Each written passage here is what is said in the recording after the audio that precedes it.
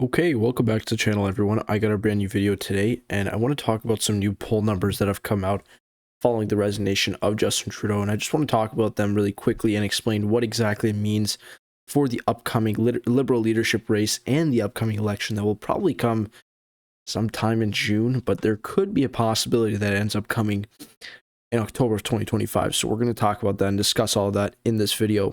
So first, I want to start off right away with Polywave, which is a website that we've been using for projections for a very long time. I mean, actually, not much in this channel, but a lot of people have been using it in the past. And what we see right now, and Polywave, by the way, they're an aggregate. So what they do is they take all the polls, they basically look at the percentages, and they put it into their own model. They take all the polls. So they don't make their own polls. These are all basically aggregates or averages or medians in this case. And their number, as it stands, is 251 seats for the Conservatives projected, 44 seats for the Bloc, 25 seats for the Liberals, 22 for the NDP, 1 for the Green. And then if you look at the percentage breakdown, it's interesting. It's 47, 21, 17, 8, 3. But these are the two that we really want to look at. The 47, if you round it up, obviously, and the 21, or we could say 46.5 and the 21.4. These numbers are very interesting to watch because if we take a look right here on CBC's poll tracker, there is a bit of discrepancy because as we can see, this was updated literally 1 hour before Trudeau resigned. So on January 6th, he resigned at 10:45. He made the speech. This was updated an hour before. And the Conservatives went up by 0.2. They went up to 44.2%. Liberals went down to 20.1%. Went down by almost a percentage point, which is a pretty big deal. So there's a lot going on with that. Obviously, the poll numbers are going to change a lot because Justin Trudeau is no longer going to be the leader in the next election.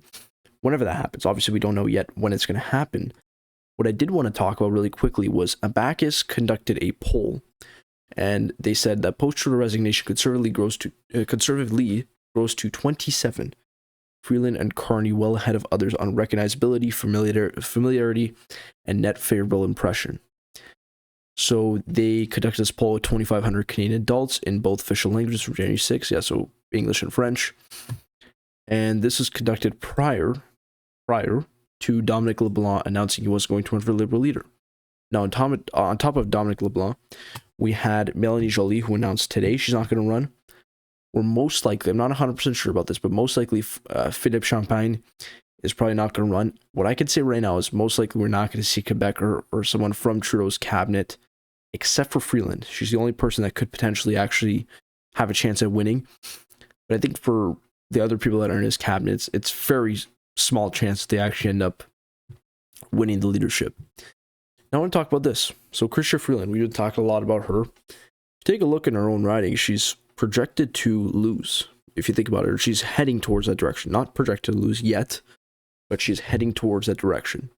So as we can see, the University of Rosedale is a very liberal riding, typically. And she's now at a 56% chance of winning it, which is the lowest she's ever been at, as far as I'm aware. If we take a look right here, yeah, this is the lowest point they've ever been at. They were at 60, or she was at 63 last week. She went down to 56. And so the NDP will most likely, or is projected to, heading in the direction of taking over Freeland's seat, which would be changing quite some things and would not be good for her if she is heading into an election and she is the prime minister. That is assuming that she wins leadership. Well, I want to talk about this again, too. So there's more stuff to talk about here. Polymarket. This is basically the betting odds that are telling us what's going to happen. And they have the next prime minister candidate after the election. That's the question. Pierre Poilievre is at 90%. Okay. Pierre Poilievre is at 90%. The betting markets were pretty accurate for the Trump-Harris race. I just want to point that out. So they've been pretty accurate in the past, for sure. Freeland, which is interesting that they actually put Freeland, is at 6.3%. So the betting markets are assuming that Freeland is actually going to be the leader. I'm going to be honest with you. I don't think Freeland's going to be the leader. I think it's going to be Carney. So if we have someone like Freeland, I can understand the 6.3%. Obviously, she had a bit of a jump right after Trudeau resigned, which is about, a point or so, a percentage point or so, but not that much. Not enough to change the outcome. And as you can see, Pierre Poilievre has been at 90% for a pretty long time now. But we have another thing. So next leader of the Liberal Party of Canada, Mark Carney is at 46%.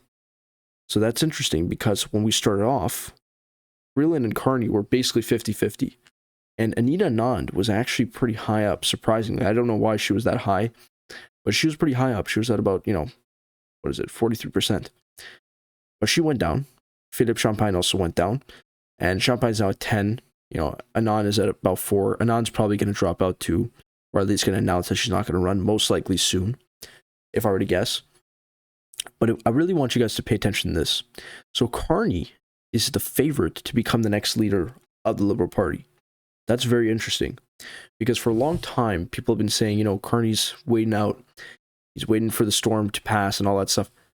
I very well think that Carney could actually run. And the thing with Carney is, you got to realize, someone like Chrystia Freeland is going to have a tough time convincing caucus, mostly because I know that caucus is not a huge fan of her. As we've seen, she probably would have gotten endorsements by now if caucus was a fan of hers.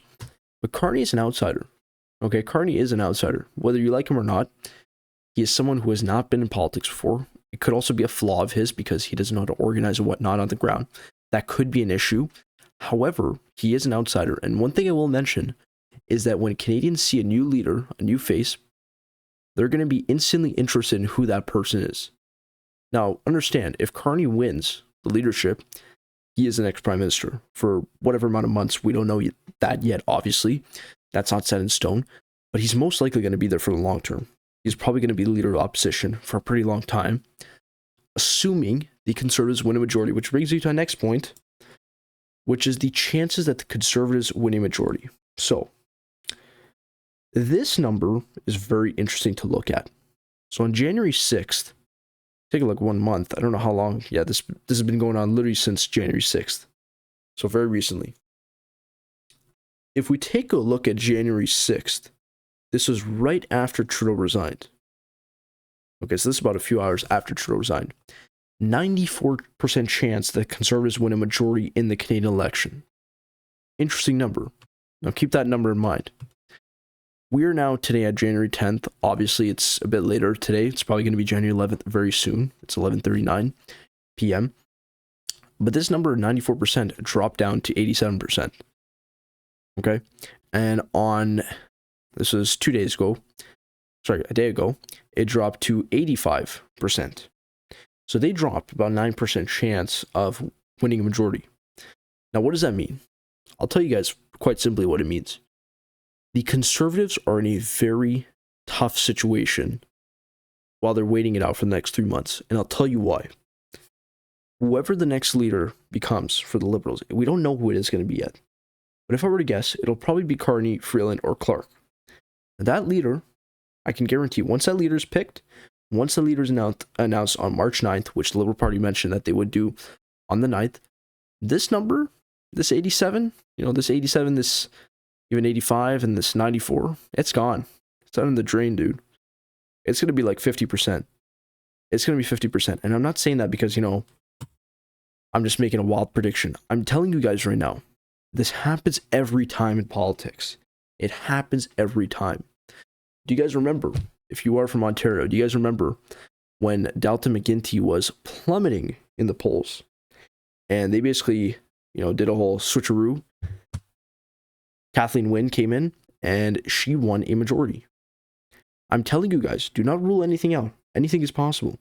And if you have a strong enough and charismatic enough leader, whoever that may be on the Liberal side, who distances himself from Justin Trudeau and his policies, namely the carbon tax, that's probably the biggest one, and is focused on fighting tariffs that Trump is threatening, you could very well see this result, this 94% or this 87%, drop quite a bit. And the biggest thing with Pierre Poilievre, what I will say, his biggest issue is the fact that for a person like Carney, he really does not have much of an attack.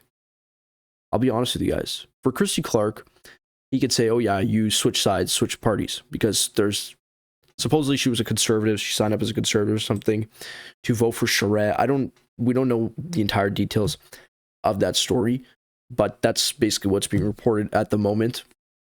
So Pierre Poilievre can say that, fine. For Freeland, she is literally attached to Trudeau's policies, so she's pretty screwed in that front. But Carney, If Carney tomorrow morning comes out and says, I'm going to get rid of the carbon tax, what is Pierre Poilievre going to say? What is he going to say? That's my question. I'm not thinking it from your guys' perspective. I'm not saying this from your guys' perspective or my perspective. I'm thinking from the average Canadian voter's perspective. What are they going to think? Because they're going to see, okay, you got two people. You got one guy who worked at Goldman Sachs, was the Government Bank of Canada, Government Bank of England, made millions and millions of dollars. You have the guy who's a career politician. He was a minister at some point. Not a really top portfolio, to be quite honest with you.